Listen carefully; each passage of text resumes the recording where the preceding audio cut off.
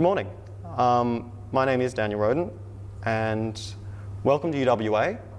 I'd like also to start by briefly acknowledging that academic panels like this can feel like they're just anywhere. A talk at Melbourne is the same as a talk at Curtin, is the same as maybe talks overseas.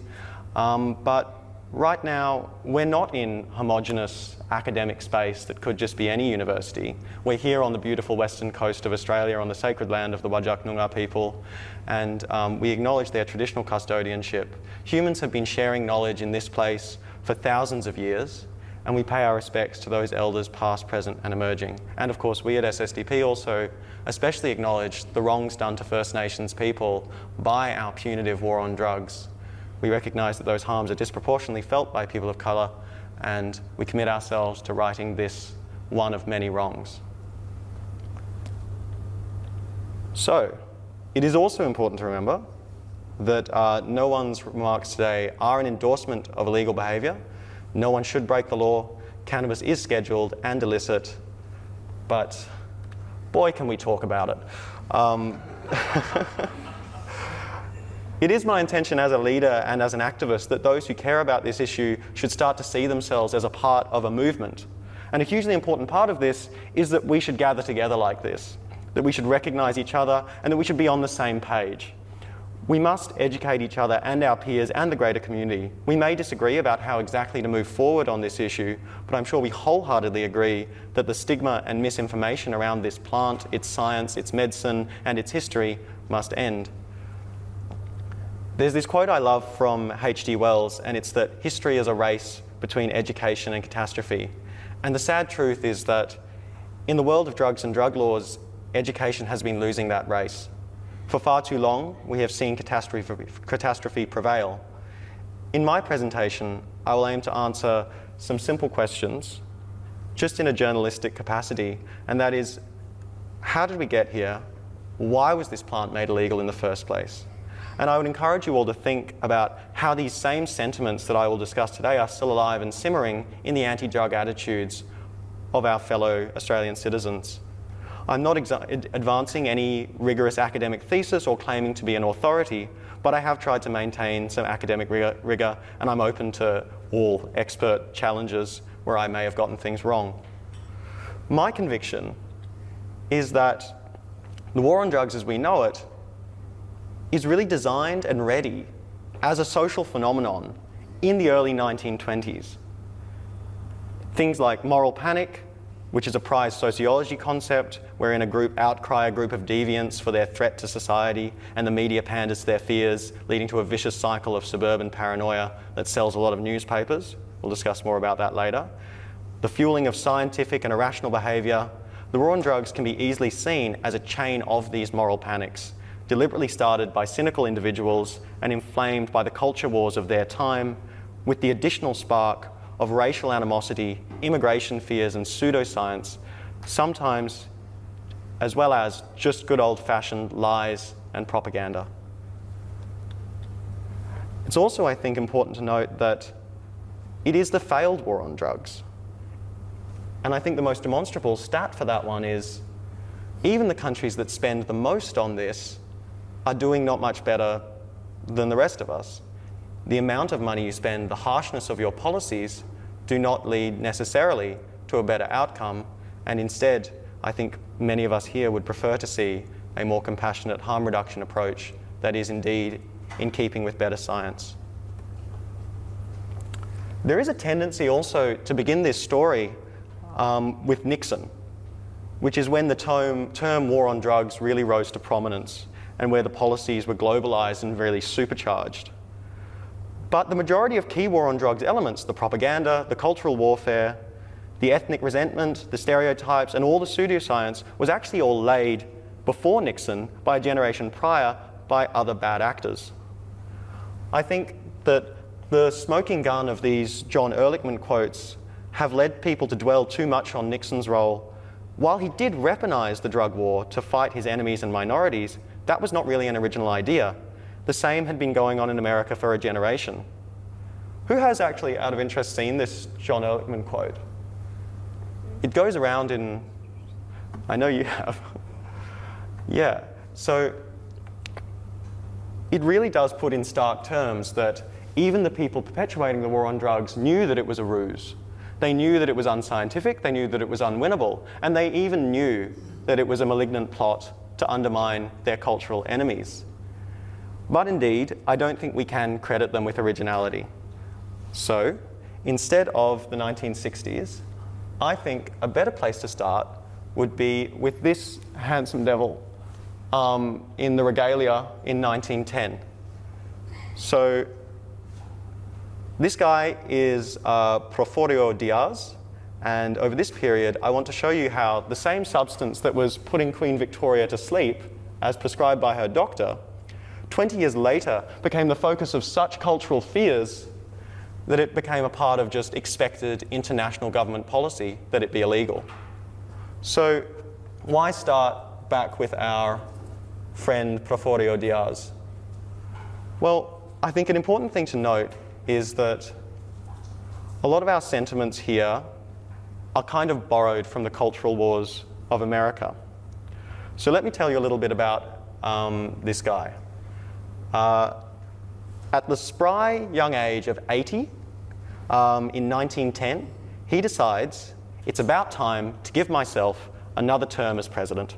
I've been reigning for 31 years, I've just turned 80, it's time for another term, wherein essentially some sensible democratic Mexican citizens go up to Porfirio and they say, you know, we'd prefer a return to democracy and, you know, some kind of like peaceful transition here.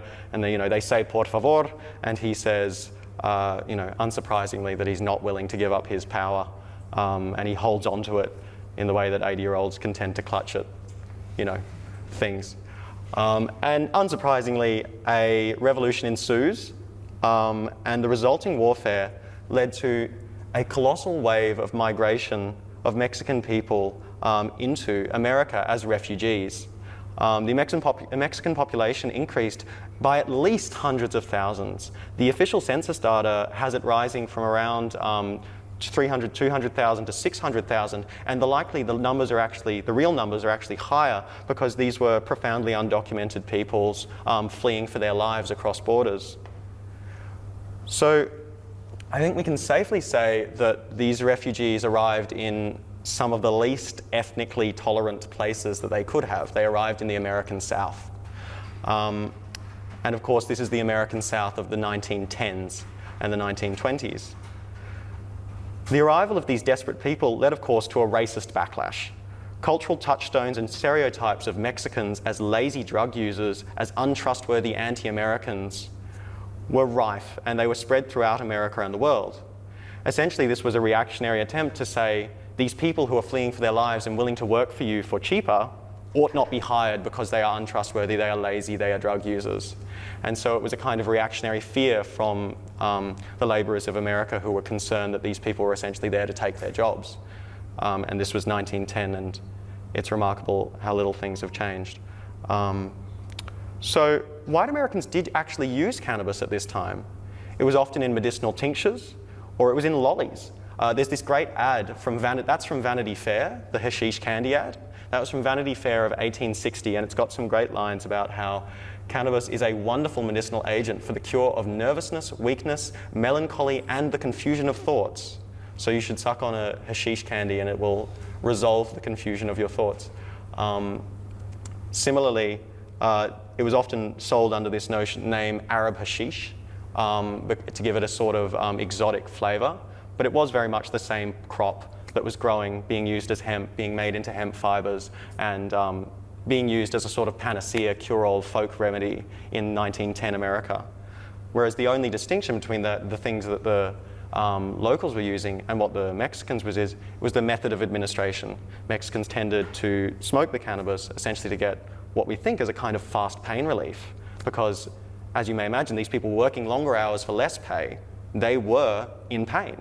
And naturally, someone in pain will seek some kind of pain relief, and their pain relief was to smoke cannabis. And so the racist stereotypes that were directed at Mexican people were essentially attached to their method of pain relief, which was smokable cannabis. And so it may seem lazy and stupid to do that, and that's because it is. It's extremely lazy and stupid to associate everything you don't like, but that was effectively the standards of communications of the time. It was a really common practice to associate everything you didn't like or didn't want with everything you didn't like and didn't want. So this is a campaign to encourage ride sharing. This was the Uber of the day. And essentially what they're saying here is, if you're not sharing your car, you may as well be giving Hitler a lift to work, which is a pretty good way to discourage behavior. So I just want to talk briefly about the Americas of the 1920s and 30s. There was an absolute culture war going on. This was not really a very obvious demographic distinction, but this was a sentiment distinction. This is what people felt was happening. They felt that there were these coastal inner city dwellers who were enjoying jazz, who were breaking gender norms, and who were participating in liquor, which was at the time illegal, and who were also associating with ethnics and smoking cannabis. And one individual who was not at all happy with this is this gentleman here, which I've titled HJA. I'll talk more about him in a little bit. So the liberal side of this equation are about to gain a pretty massive victory around the 1920s. Does anyone know what they're about to get? They've given obvious clues. So prohibition is about to end, which is awesome because it's a huge sort of testament to this American sort of libertarian sentiment. Get government off my back. I don't really want these southern people with their temperance notions to be concerned with like what I can and cannot partake in. But we have to understand that prohibition was an industry at the time. There were entire offices and branches of government that were dedicated to nothing but the prohibition of alcohol. And that's where our friend here comes in, Harry Jacob Anslinger. So if there is a villain of this story, it's hard to find one that's more cartoonish and insidious than this guy. He really is like, I do love the official truth. Now, it was the official truth, and it was being shown in silent films because he said it.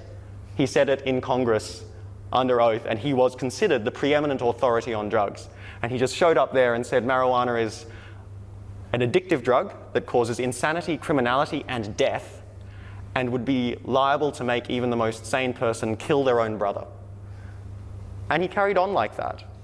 This guy was probably the singular, most insidious architect of the pre-Nixon war on drugs. He was a staunch prohibitionist, a furious racist, and he sees essentially everything sacred and holy in America under threat from not really drugs, but from the ethnic minorities and the inner city jazz people and their liquor.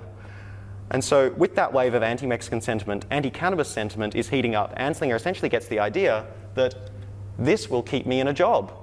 If I can demonize this cannabis, then I can go after the people in society that I so despise. And he did so with a lot of pseudoscience propaganda, and it just churns out, and it's really quite nasty, and I don't actually want to read it, but I'm going to put him up there for a minute, and then I'm going to crack on because I'm also running out of time. But essentially this was like, the marijuana was, if anything, the scapegoat that he used so that he could bother the people in society that he detracted. Here are another one of his zingers. Marijuana leads to pacifism and communist brainwashing. Marijuana is the most violence-causing drug in the history of humankind. If you smoke a joint, you're likely to kill your own brother, like I said. And this guy remained director of the Federal Bureau of Narcotics for 31 years, right the way up until Kennedy. So his sentiments were at the core of American drug policy all the while. And so, sure enough, he starts off this cracking propaganda campaign. And we see a variety of tropes here.